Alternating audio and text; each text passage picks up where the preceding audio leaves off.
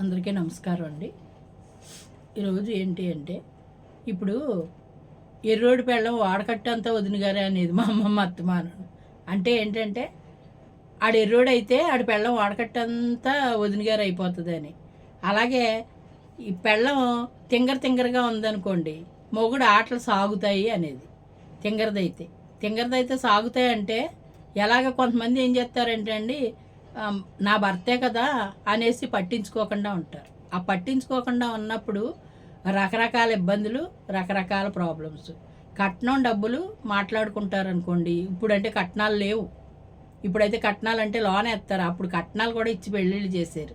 పెళ్ళిళ్ళు చేసినప్పుడు మొత్తం డబ్బులన్నీ ఇప్పుడు బ్యాంకుల్లో వేసేవి కొంత ఉంటాయి, కొంత ఖర్చు పెట్టుకుంటాను కానీ ఒక మాట మాట్లాడుకునేవారు. అప్పుడు నాకు తెలిసి సగం డబ్బులు ఖర్చు పెట్టుకుని సగం డబ్బులు బ్యాంకులో వేస్తాం మీ అమ్మాయి పేరున అనేవారు. లేదు అంటే మామూలుగా ఏమైనా ఎకరాలు అవి ఇచ్చేలా ఉంటే వాళ్ళ పేరున రాసేవారు.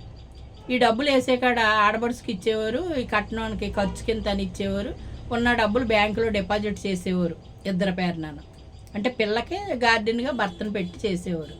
అవి కొంతమంది ముట్టుకునేవారు కాదు, కొంతమంది ఏమో పాడు చేసేసుకునేవారు. పిల్లల భవిష్యత్తుకు ఉంటుంది కదా అని ముందు దృష్టితోటి అలా చేసేవారు.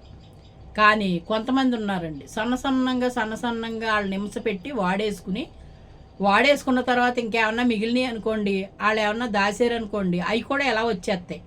ఇంకా వాళ్ళ దగ్గర ఏమన్నా అత్తగారి దగ్గర ఉన్నా బామర్దుల దగ్గర ఉన్నా అవి ఎలా లాగేసుకోవాలి అనేసేసి ఈ అమ్మాయిలు నిమిష పెట్టేవాళ్ళు కొంతమంది ఉన్నారు. డబ్బు ప్రాణాలు కాదు, మనుషులు కాదు, ఆప్యాయత కాదు. నిన్ను నమ్ముకుని నీ ఇంటికి వచ్చిన భార్యకి నువ్వు ఇచ్చే గౌరవం ఏంటి? ఫుల్గా తాగొచ్చి భార్యను కొట్టడం, తిట్టడం, హింస పెడతాం. అంటే కడుపులో పెట్టుకోవాల్సిన భర్తే అంత హింస పెడుతుంటే ఎవరితో చెప్పుకుంటుంది? ఆడదే ఏమని చెప్పుకుంటుంది? పుట్టింటోళ్ళు ఎంతవరకు అవుతారు? అప్పుడు అత్తవారింటికాడ ఉండాలా, మానేయాలా? ఏం చెయ్యాలి? ఇదివరకు అయితే అమాయకంగాను చచ్చిపోయేవారు. ఇప్పుడు అలా ఎవరో చేసుకోకూడదండి. చక్కగా బతకాలని అనుకుని ఆలోచన పెట్టుకుని బతుకు తెరువు కోసం చూసుకోవాలి తప్ప ప్రాణాల మీదకు తెచ్చుకోకూడదు. చిత్రహింసలు పెట్టేటప్పుడు మన మందు పైత్యం పైకి ఎక్కిన తర్వాత మనం ఇన్ని ఇబ్బందులు పెడుతున్నాం కదా వాళ్ళనే, ఆ అమ్మాయి ఏమన్నా ఇబ్బంది పడుతుందేమో అని ఇంగితం ఎందుకు రావట్లేదు? ఒక ఆడకూతురు ఉసురు ఎందుకు కట్టుకోవాలి? అటువంటి భర్తలు ఉన్నారండి. ఎందుకంటే నా దగ్గరికి వచ్చినాయి, నేను చెప్తున్నాను మీకు. కొంతమంది ఉన్నారు చాలా నిర్లక్ష్యం అండి. పెళ్ళం అంటే ఏదో ఒక బానిస బతుకులాగా కాళ్ళు నొక్కి ఏళ్ళు నొక్కి వాళ్ళకి డ్యూటీ బయట నుంచి వచ్చేటప్పటికి అన్నీ సమకూర్చి పెట్టి ఏ రకంగా పైచాచకం అనుభవించాలి, ఆనందించాలి అన్నట్టు ఉంటాడు ఒక్కొక్క భర్త. నేను చూసాను వాళ్ళని. ఏంటి తాగొచ్చేయడం, వాళ్ళని తాగుడు తాగేయటం, రావటం, డబ్బులన్నీ ఖర్చు పెట్టేసుకోవటం, ఎక్కడన్నా దాసిందేమో తీయమంటాం, తీయకపోతే కొడతాం. 10 మందిలో భార్యను కొట్టేటప్పుడు నీ పరువే ఉంటుంది. ఇక్కడ 10 మందిలో భార్యను తిట్టేటప్పుడు నీ పరువే ఉంటుంది. నీ భార్య కదా, పలానా అతను భార్య అని అంటారు కదా. కారణం లేకుండా ఇంట్లో నుంచి బయటకు రాని ఆడదాన్ని కొట్టాడు అంటే నిజంగా నా దృష్టిలో ఆడు సన్నాసి అయితేనే పని చేస్తాడు కదండి. సన్నాసి అని అంటున్నానని అనుకోవద్దండి. గౌరవించాలి భర్తను. భార్యను భర్త ఒకళ్ళనొకళ్ళు ఎప్పుడైతే గౌరవించుకుంటారో ఆ సంసారం, ఆ కుటుంబాలు చక్కగా ఉంటాయి. రేపొద్దున పుట్టబోయే బిడ్డలు కూడా ఇది ఆదర్శంగా తీసుకుంటారు.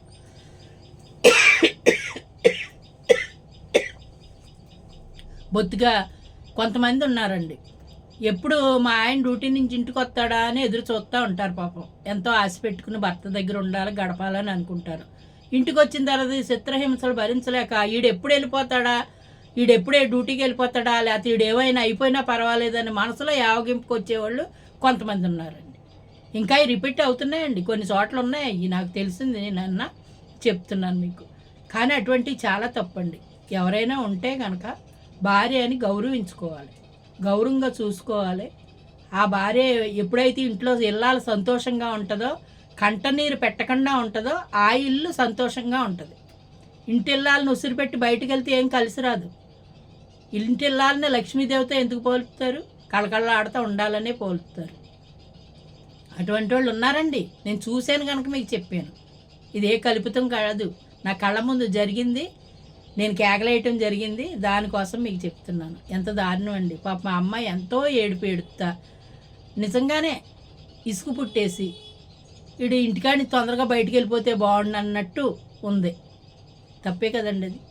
ఏ అమ్మగమ్మన్న బిడ్డ మన ఇంటికి కోడలుగా వచ్చింది, మనం ఏం చేయాలి? సుఖపెట్టాలి, కష్టపెట్టకూడదు.